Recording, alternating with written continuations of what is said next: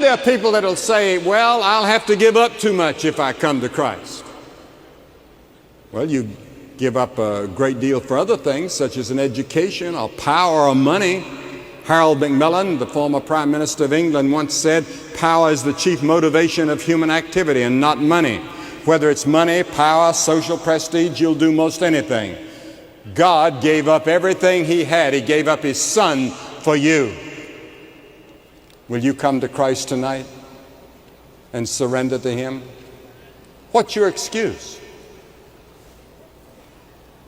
Bev Shea was once asked, what do you know about God? He said, I don't know much about God, but what I do know has changed my life.